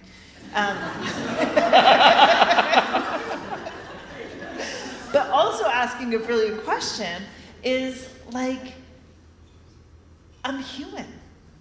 I made a mistake. So there's probably guilt and shame tied up in that, right? Like I did something outside of my value system, and also I'm human. I'm pretty sure I'm like autistic like my son, although I haven't bothered to get diagnosed because that seems like a lot of money, and I'm learning a lot about parenting an autistic kid, and that's making me go like, oh. Oh, I see that in myself. I see it in my dad. And I've had so many of those moments where I'm like, I just walk away and be like, I did it again. I have a friend in Seminarm who's one of these scientists who studies 40,000-year-old bugs in pieces of amber. He's got a broad mind, and he's a committed Christian. Yeah. And he says, and in talking about shame, talking about what's the word? When you don't live up to your own values. He says, I know all about that. I'm a Christian. Yeah. Right? He's set the bar at Christian and knows that he doesn't get over it very often, so of course he knows about that. Yeah. Yeah, it's like Katie said, okay. Katie Avon is the one that said that, like, I'm not a Christian, but I hope to be one day, right? Is that we are inherently flawed. Like, being human is messy business. But one of the strengths of the church, and one of the reasons why I think there is still, like, why come to church? The world is secularizing. You could go to yoga, you could, you use your Calm app and do meditation. There's, a million reasons to not come to church and to try and make it on your own with your own consumer choices about how to do that. But the reason why we come together as church is to be messy and human together. We are not, it says in our creed, we are not alone. We are not alone. We live in God's world. The word was hypocrite. I know what it means to be a hypocrite. I'm a Christian. Oh. Of course I do. Right. Also that. Ken. So the loud voice of Christianity seems to be the fundamentalist voice, more so south of the border, but also up here, to the point that I know for me sometimes I feel like the Christian that they are is not the Christian that I am. The Jesus that they follow is not the Jesus that I follow. And so that's some of the reason why there's that quietness to how we act in the world and in the communities that we live in, because when you say I'm a Christian, like there's all these bells go off, in people's minds. Oh, you're one of those. So I think in many ways that's the challenge. It's almost like I want to be called something different than a Christian, like follower of the way or whatever. But it's just that is the hard thing that I find. I'm sure others feel much the same way. And so it's I think we find that, like, one of the things that we probably like to say is come and see. Come and see what we're doing. In fact, we do that. So, like, Highlands is amazing because we do all of these wonderful things in our community and in the world beyond, whether it's supporting refugees or Saturday lunches or putting people into homes and going out into the community and saying hi.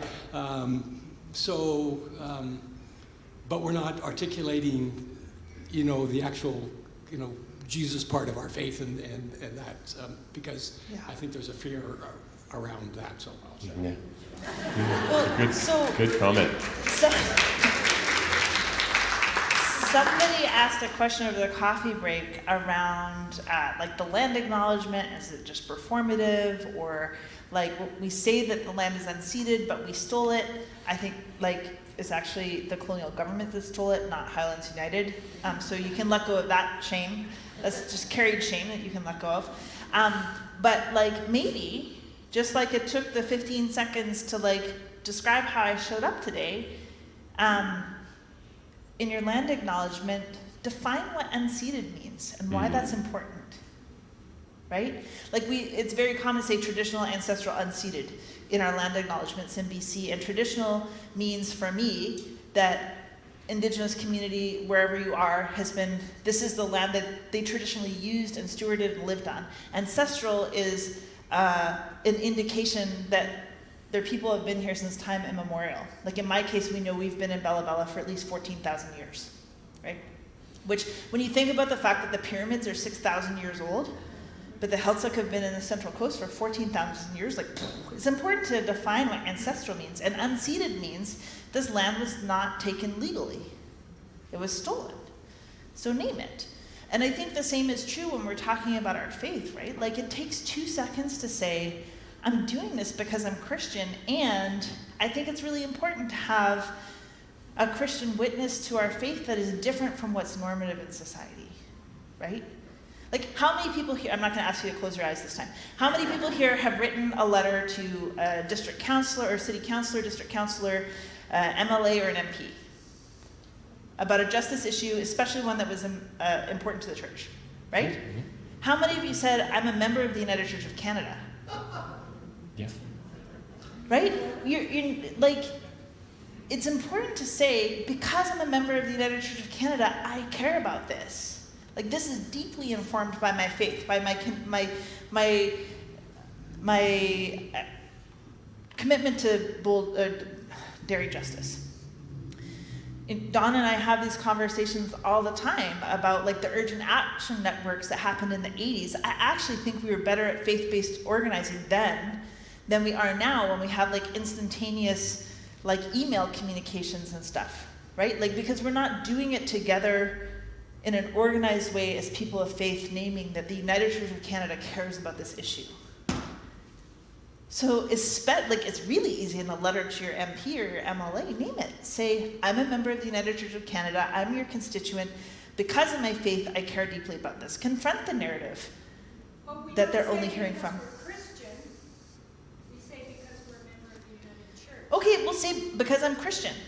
Say because I'm Christian. No, there's a huge Why? difference. Well, just what we've been talking about. But if the you United don't... Church is more moderate, more...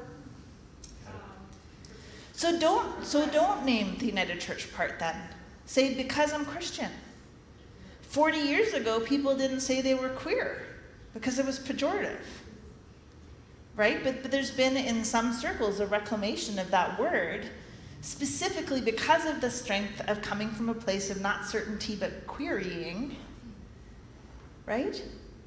So don't out yourself as a United Church person, but say my Christian faith compels me to say that this is an important justice issue for XYZ thing. Own it. Okay. Well, thank you. Well, your presentation was very stimulating for thought for me, and I did not write down what you were saying. I wrote down in my notes how it affected me. And I don't know if I can handle it, really. Just a side touch, okay, if you don't mind, just quickly. Unceded is different than extinguishment of sovereignty. The land is sovereign to the indigenous people, and when it's ceded out for possession or occupancy, does not remove the sovereignty of the land. Please mention that. Also, with all respect, Will, it isn't for hundreds of years, it's for millennia. Oh, yeah, thank you. It's fabulous. Just share, okay? I mean, I wanted to do it in front of everybody so everybody would realize that it's millennia, okay? Thank you. Yeah. There's so much that you touched on, really and truly, and I'm just going to run past this one quickly and get into the reason why I'm up here. First of all, there's a difference in how we look at things from different denominations of Christianity, and it also can be within each of us, I suppose, but we get direction from the denomination that we're in. And with regard to Jesus, it's whether or not we use Jesus as a conduit to God to ask for things to be done for us, or if we look to Jesus for example and as a model for how we should live. And when we get into social justice, that's a major difference to me. Okay, secondly, but talking about shame, thank you. And this has to do with what we're going through right now in our society and around the world as a result of the Declaration of the Rights of Indigenous Peoples. We're trying to create an image of post-colonialism. The church is going through this transition and dragging us all with it, or maybe we're moving the church toward that, some of us. And some people may feel that there's a shame to the past rather than rejoicing about where we are. And there's a big difference. Some people may want to have us feel shamed, while in reality, we should be rejoicing as to what we're trying to do, but we're still doing it with the colonial mindset with which we've been programmed. And so I find, because my background is a bit different, that I don't always look at these issues in the same way as is generally looked. And I don't look from the outside, I try to empathize and get on the inside. And with full respect, I'd like to mention two things that I think are important. One of the things that we have to be working toward is to have the indigenous people find a reason to respect us. And secondly, to not have an image of patronizing arrogance. Now, that's difficult to take on, because how did we earn that kind of thing when we always thought we were doing the right thing? There's a major shift that is occurring right now, and we can all be stronger for it, and we don't have to look at the past, we have to look at the opportunity that we have. How do you feel about that? Yeah, I agree 100%. I think that in the same conversation of the coffee break about the land acknowledgement, you know, you're saying like this problem of colonialism is 500 years old, and I said, well, like in BC it's less, right? It's probably 200 years old. I think that they count the settlement of the Pacific Northwest from 1736, which was when Narcissa Whitman was the first like Euro-Christian woman to cross the Rockies and settle in Oregon. My people came over in the 1600s, both sides of my family. I'm from the East. So, but in British Columbia, it's a younger problem. And then you talk to somebody like Ramon Guasfigal from the University of Berkeley, who said like colonization really started with the Spanish conquest of Andalusia in Muslim Spain. right? Like that's actually where Christianity and colonialism really kind of married each other. You could also go back and say that the British did it in the Crusades, right? Like going and winning Jerusalem back for Christians. However you define it, I think one of the things that is going to take a long time. It's going to take a long time to make amends, to offer reparations, to change our behavior, to decolonize our minds. And I think one of the things we have to let go of is the urgency and the perfectionism to do it right and to do it right now, right? Like, don't worry about doing it right now. Focus on doing it well. Throwing your hands up and saying, oh, how fabulous, I made a mistake.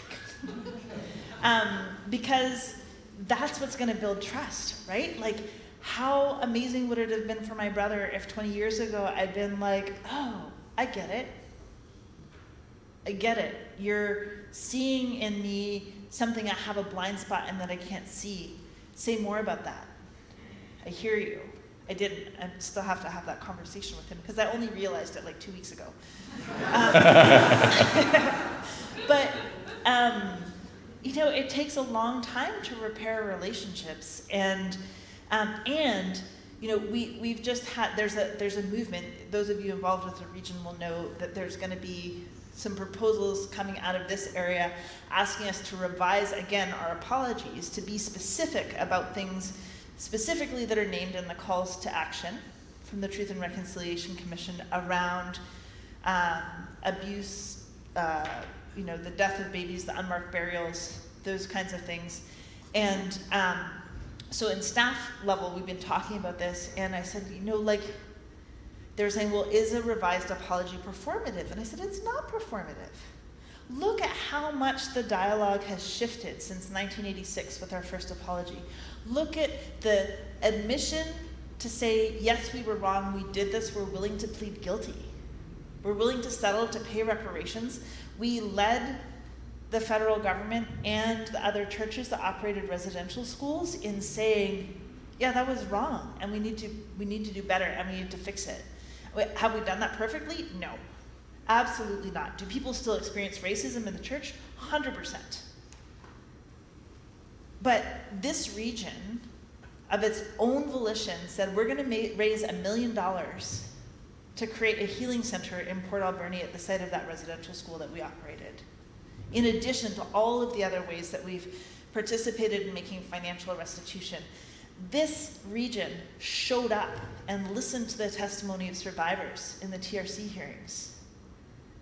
That is showing with our behavior, however imperfectly, that the church is willing to be accountable, despite the fact that we're not all on the same page about that. I think you named it perfectly well, that we are being dragged and leading the church at the same time, depending on who you ask. And it's messy work, but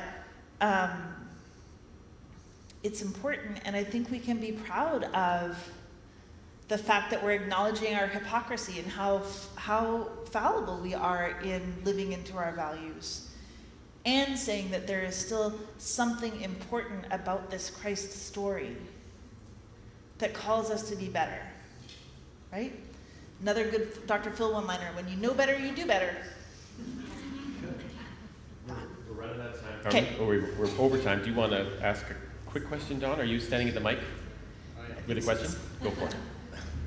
But you'll need to get closer to the every month at mic. breakfast, Don's going to get the last word. You'll need to get closer to the mic.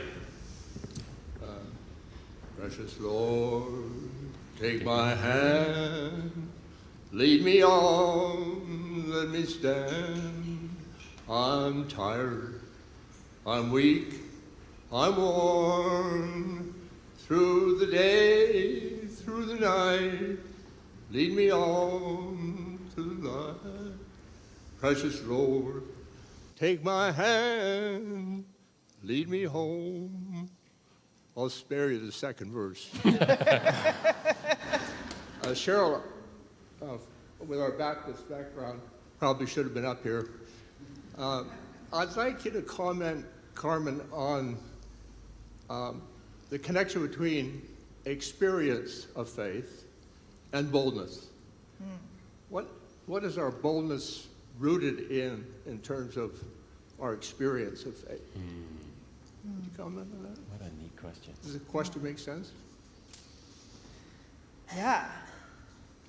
I mean, I think this is why Christian formation and Bible study and learning the texts of our faith are so important, because we are we are called to proclamation so many times throughout the entirety of the scriptures, right? Whether it's prophetic witness of the prophets or Jesus calling and sending disciples, or the encounter of the women at the empty tomb. Like, we are called to talk about the miracles of our faith and to translate that meaning into the ways in which, like, our social and political systems are failing us and failing the planet. And I think that that's at the heart of what we need to be bold about. Like, every time we stand up for climate justice, every time we say, not in my name, not in the name of my God, not in the name of my church, every time we stand in solidarity with our siblings in Palestine, or South Sudan, or Yemen, or Congo, every time that we fight for mining justice and corporate accountability, like, to be able to say that that is deeply informed by my faith. Because I'm a Christian, I want us to do better. And that doesn't mean that everybody else has to be Christian. Like, when I talked about attraction rather than promotion, I think that that's what I was getting at, is like, if we try the best that we can to be, followers of the way, seeking to follow Jesus, but also proclaiming the good news of our faith and as the reason why we are practicing deep spirituality, bold discipleship, and daring justice. Like, I think we will find the heart of the church again. The reason I tried to sing that song, it comes from my Baptist background, and it's not a song we sing in the other church, but it's kind of rooted in an experience of God, of Christ, of community. And sometimes I wonder in the United Church about the experience that we have in terms of our personal connection with God, and that our boldness to love comes out of an experience of love that we have and have had. So that's what I'm kind of fishing for in terms of my question and my song. Yeah. Right. Yeah. Do you want to rap, or do you want to just? No, I think I didn't prepare any closing remarks necessarily. I feel like my sermon tomorrow is going to do that. So that's probably good for your timeline. Remarks. Okay. But if you have more to say, say No, it. I just wanted to say thanks so much. I know I kind of threw everything off kilter, and I talked for way longer than I meant to, and that happens sometimes, so. How fabulous.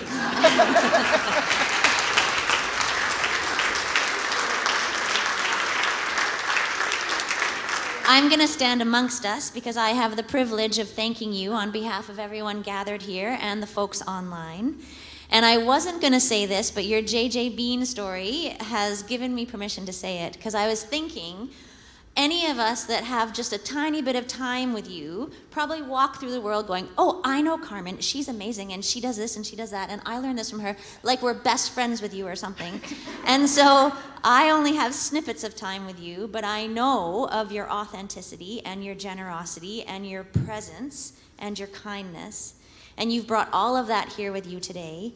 And we have experienced your unbelievable ability to take your massive intelligence and bring it into things we understand and connect it to your wit, which is full of love, and with your kindness and your lived experience of so much of the world that we in our little lives don't see as you do.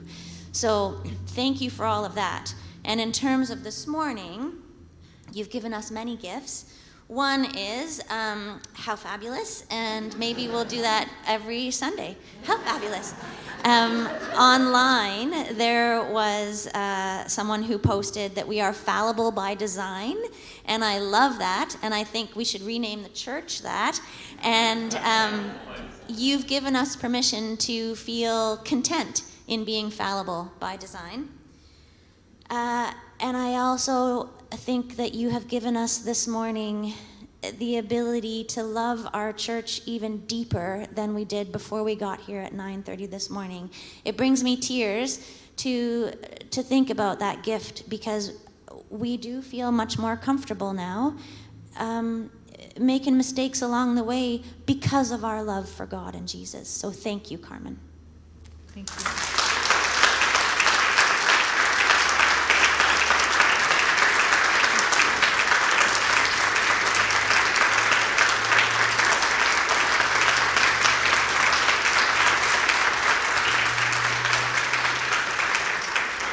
And I made it through today without swearing. No F-bombs, not a single one. So one of our colleagues in ministry bought me a T-shirt that said "Good moms say bad words," and I promised my mother I would never wear it in public. So it's one of my pajama tops. But sometimes I'm known to drop an F-bomb or an S-bomb, and I didn't do it this morning. So Well done. Progress, Well done. not perfection. So go and no one. Yeah, we'll wait for tomorrow morning. We'll see what happens. Go know and be known, and dance your heart out tonight, and see you also tomorrow morning. I can't wait to hear your stories tomorrow at lunch. And lunch, yes. Yeah. Thank you, everybody, for coming. Thanks.